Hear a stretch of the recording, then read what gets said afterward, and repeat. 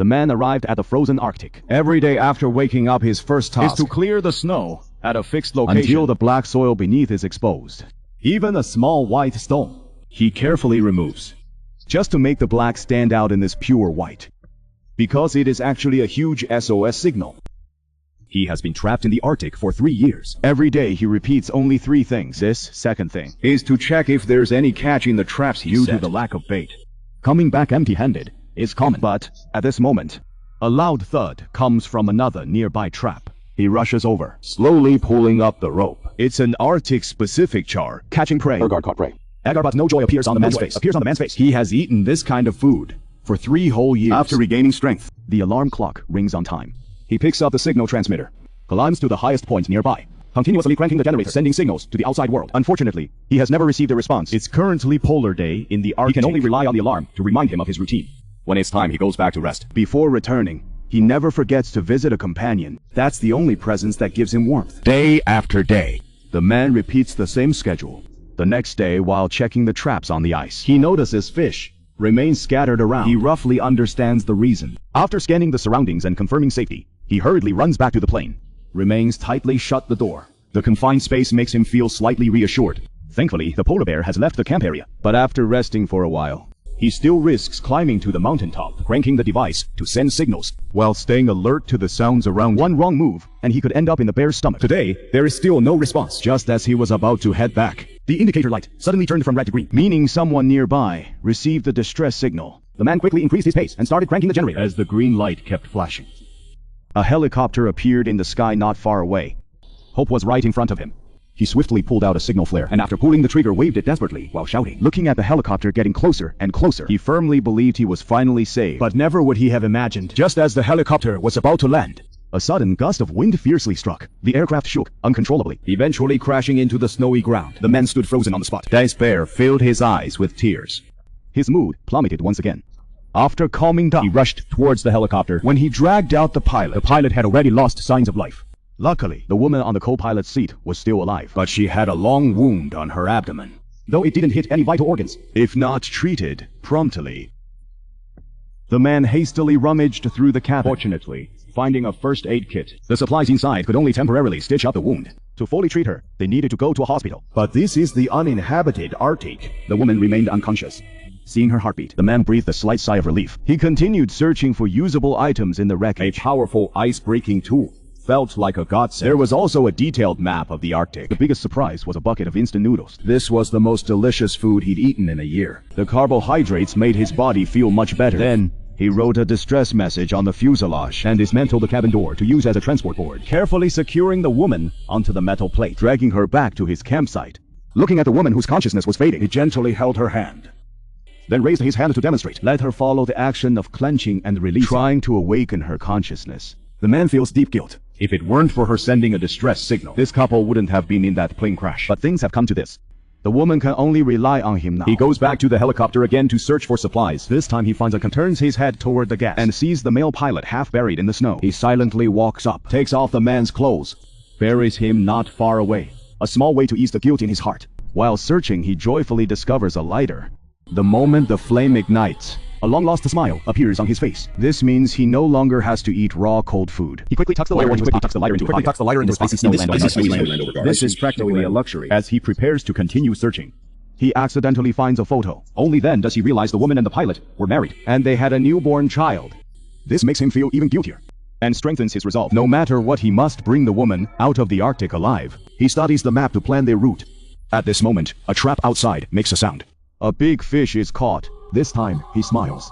With the lighter and the gas stove, finally no more eating raw carp sashimi.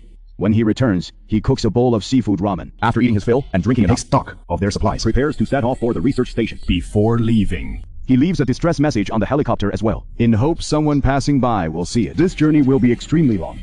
Not only do they have to cross nearly 200 kilometers of snowy mountains, the road ahead is full of dangers. That polar bear might be lurking in the shadows, because he has a woman with him. Every time they encounter a steep slope, he has to rethink their route. The journey keeps getting longer, but he would never leave the woman behind. At night, they find a nearby cave to rest. Before entering, he blocks the entrance with snow to prevent wild animals from catching their scent. He quickly cooks some fish soup. But the woman hasn't recovered from her trauma and refuses to eat. He manages to get her to drink some water. Seeing her fall asleep peacefully, he prepares to rest as well.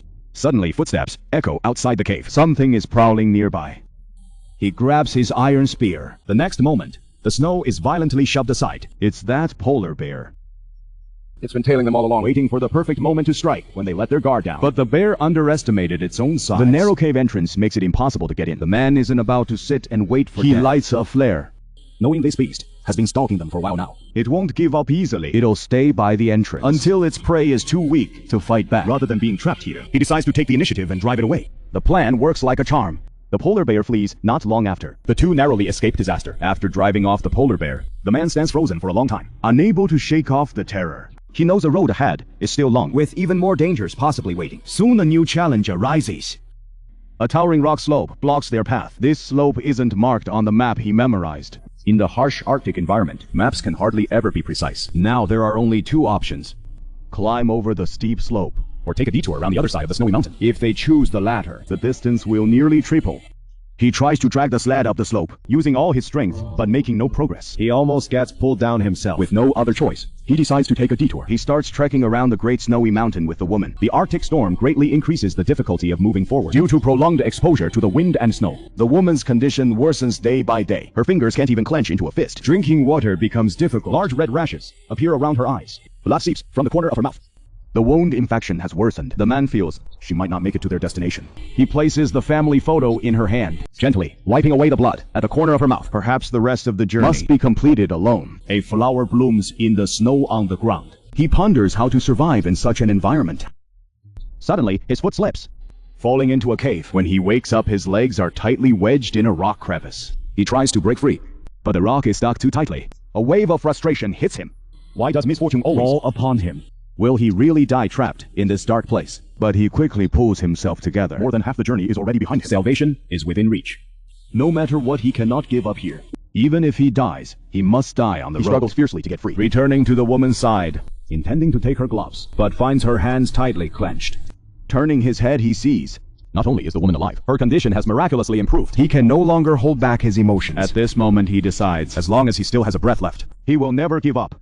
After treating his wounds with snow, he limps along carrying the woman as they set out again. unsure how many more obstacles lie ahead. But he firmly believes The light will eventually shine upon them. After more than 10 days of arduous trekking, he finally managed to circumvent the massive snow-covered mountain. The man discarded unnecessary supplies, preparing to muster his last ounce of strength to move forward. at that moment, a helicopter suddenly appeared in their line of sight. He couldn't believe it, and ran desperately toward it. exerting all his effort to push the sled and the woman up the slope. But his shouts were so faint against the vastness of the snowy Li peaks. Chuanyuan's voice simply dissipated into the wind. He knew they were both injured, and it would be nearly impossible to make it to the research This station. helicopter was their only chance. He set fire to the padded coat on his body, determined to stake everything on this one chance. Yet even after the fabric had burned away completely, The helicopter still hadn't noticed. They watched as the helicopter disappeared behind the mountains the men clung to the woman, crying out in despair. Then he gently laid her down. and collapsed weakly beside her, their hands tightly clasped together. The man felt no regrets. He had done everything in his power to survive. In the final moments of his life, He slowly closed his eyes. just then, the roar of a helicopter echoed once again, and with that, the film comes to an end.